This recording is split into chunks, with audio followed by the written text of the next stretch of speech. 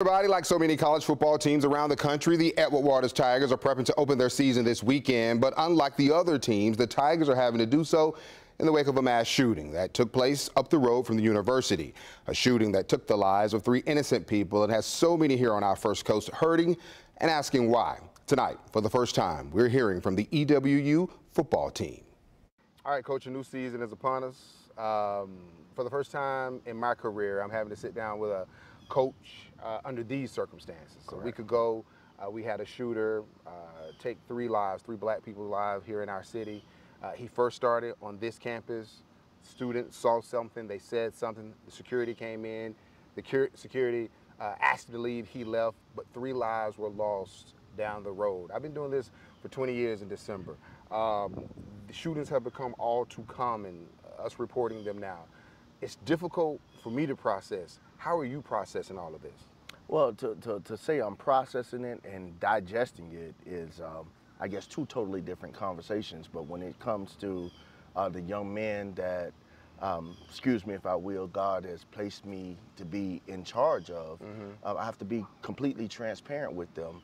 And what we're pouring into them as far as being good people, being good men, and those virtues, we can't control the acts of, a heinous individual that just decided to do something totally outside the box. But what we can do is make sure that the young men that we've been charged to minister to, that they understand that, there's life beyond it.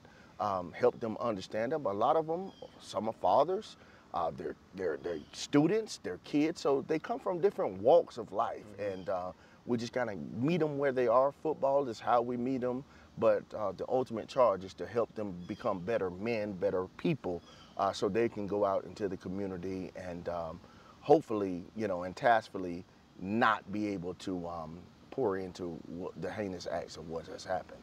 Police tell us that he was targeting black people. That is what they are reporting. He came to an historically black college and university. What's been the atmosphere around the campus? What have people been saying on campus? What have your players have been saying? What have they been saying about this? Well, honestly, the truth of it has been, the why of it, and you can't dance around it. Again, it's one of those deals to where I wish I could answer that. Why? And it was a hate crime, and it was embedded in hate. So the only way to combat hate is love.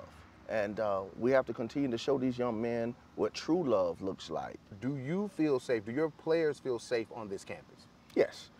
Security does an excellent job. So often we see situations happen like this. We come together a week or 2 or so later, nobody's talking about it again.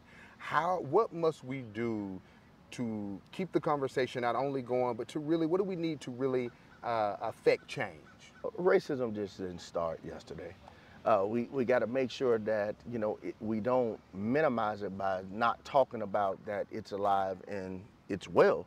We have to keep it, talking as far as a conversation going, but we got to understand what the reality of it, and we can't let one person's bad decision, bad moment define what we are as a society. Since the mass shooting took place in Newtown, I must admit I felt all types of emotions. First, I was shocked. I felt sadness, and at times, I've been angry because I'm sick and tired of people who look like me time after time become victims of hate crimes. But as Coach Toriana Morgan just said, you can only combat hate with love. You'll hear from the players, all new at 6.